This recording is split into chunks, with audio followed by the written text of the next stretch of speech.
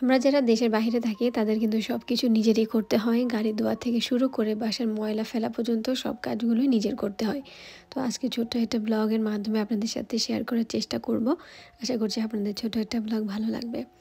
আসসালামু আলাইকুম সবাইকে। কি অবস্থা সবার, কেমন আছেন? আশা করছি সবাই অনেক বেশি ভালো আছেন। আলহামদুলিল্লাহ আমরাও ভালো আছি।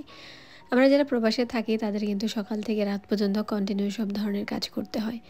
আপনার বাংলাদেশে তো হেল্পিং হ্যান্ড আছে, বাট এইখানে কিন্তু সেটা নাই। এটা যতই আমরা বড়লোক হই না কেন, মানে এইখানে নিজের কাজ নিজেই করতে হবে।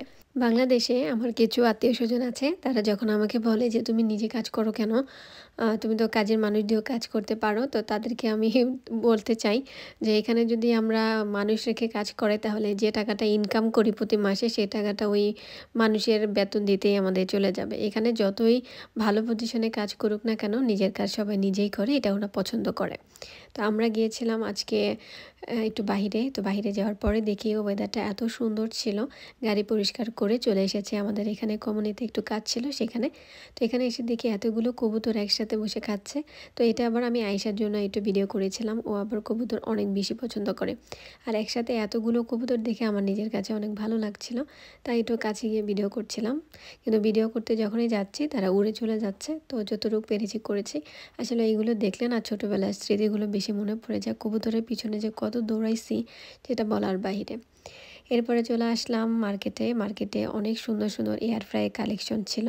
তো এখানে বাজেট অনুযায়ী অনেক সুন্দর সুন্দর পাওয়া যায়। এই দোকানটা হচ্ছে মিডিয়া ওয়ার্ল্ড। তো আমরা একটা কাজের জন্য গিয়েছিলাম, তো ভাবলাম আপনাদের সাথে জিনিসটা শেয়ার করি। যারা কম প্রাইসে এয়ার ফ্রাই খুঁজছেন তারা মিডিয়া ওয়ার্ল্ডে ঘুরে আসতে পারেন। এখানে আসলে অনেক ধরনের ইলেকট্রনিক জিনিস পাওয়া যায়। তো আমার কাছে তো এই দোকানটা অনেক বেশি ভালো লাগে। তো এরপরে চলে গেলাম একটু ঘরের জিনিস দেখার জন্য। যখনই বাহিরে যাই ঘরের জন্য একটু জিনিসপত্র না দেখলে আসলে ভালো লাগে না। দোকানে প্রথমে ঢুকেই আমার চোখ পড়লো এই ক্যাকটাস গাছগুলোর উপরে। গাছগুলো এত সুন্দর লাগছিল। অনেকে ভাবতে পারবেন এগুলি আর্টিফিশিয়াল, আসলে আর্টিফিশিয়াল না, এগুলি একদম অরিজিনাল ছিল। এগুলির দামও কিন্তু অনেক ভালো এখানে।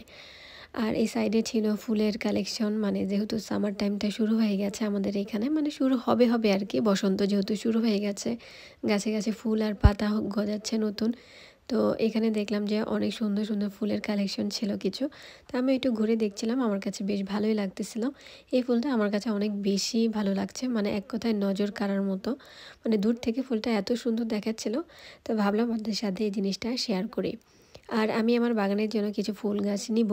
তো দেখতে আসছি যে মার্কেটে আসলে নতুন কোনো রকমের চারা আসছে কিনা। প্রতি বছর তো একই রকমের ফুল লাগাই, এবার ভাবছি যে কয়েক ধরনের আর কয়েক জাতের ফুল লাগাবো। এই ফুল গাছটা আমি গত বছর লাগিয়েছিলাম, আমার কাছে অনেক বেশি ভালো লাগে। এই ফুলটা এতটাই নরম, মানে আপনি ধরলে এটা অটোমেটিক ভেঙে যায়।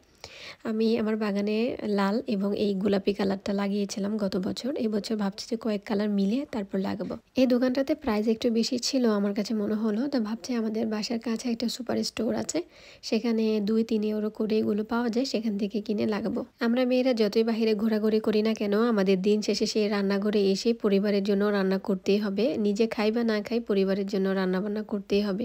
এর উপরে এখন চলছে রমজান মাস, আর রমজান মাসে আমার কাছে মনে হয় যে কাজ একটু বেশিই থাকে। যতই গুছিয়ে রাখি না কেন যে আজকে কম কাজ করব, কিন্তু তা হয় না, মানে একটা না একটা কাজ থাকেই। আর ইফতারির সময় তো ইফতারি তো ভাজা পোড়া না হলে হয় না। আমার বাসায় সবাই ভাজা পোড়া অনেক বেশি পছন্দ করে, তাই সবার জন্য একটু ইফতারি বানিয়ে নিচ্ছে। এখানে পেঁয়াজুটা বানিয়ে নিচ্ছে। আমার হাতের পেঁয়াজও আমার পরিবারের সবাই অনেক বেশি পছন্দ করে, তাই একটু বেশি করে বানিয়ে নিচ্ছি। আর এখন চেষ্টা করছি যে ইফতারিতে একটু হেলদি খাবার খাওয়ার জন্য, ভাজা পোড়া কম খাওয়ার জন্য। কয়েকদিন পর পরই বানাই, আর যখনই বানাই তখন অল্প করেই বানাই, যাতে করে একবারে শেষ হয়ে যায়, সেটা যেন বাসি না হয়। তো এখানে পেঁয়াজুটা যেহেতু আমার পরিবারের সবাই অনেক বেশি পছন্দ করে, আয়েশা থেকে শুরু করে বাসার সবাই, সে কারণে ইফতারিতে আর কিছু আইটেম থাকুক বা না থাকুক, পেঁয়াজুটা আমি করি সব সময়। আর এই ভিডিওটা যেদিন করেছিলাম সেদিন ছিল সবার ছুটি। তো ছুটি উপলক্ষে আর কি সব ধরনের আইটেমই করেছি সেদিন। তবে চেষ্টা করি এগুলো কম খেতে, কারণ এগুলো তো আমাদের স্বাস্থ্যের জন্য ভালো না, আবার এগুলো না খেলে ভালোও লাগে না। তো আপনাদের রমজান কেমন কাটছে সেটা অবশ্যই কমেন্টে জানাবেন। আলহামদুলিল্লাহ আমাদের রমজান খুব ভালো কাটছে। আল্লাহর কাছে অনেক বেশি শুকরিয়া যে তিনি আমাদের সুস্থ রেখেছেন, আমরা তার রমজানগুলো পালন করতে পারছি, ইবাদত করতে পারছি। আল্লাহ যাতে আমাদের আগামী বছরও এই তৌফিকটা দান করে, সেই দোয়াই করছি। সবাই ভালো থাকবেন। আল্লাহ হাফিজ। আসসালামু আলাইকুম সবাইকে।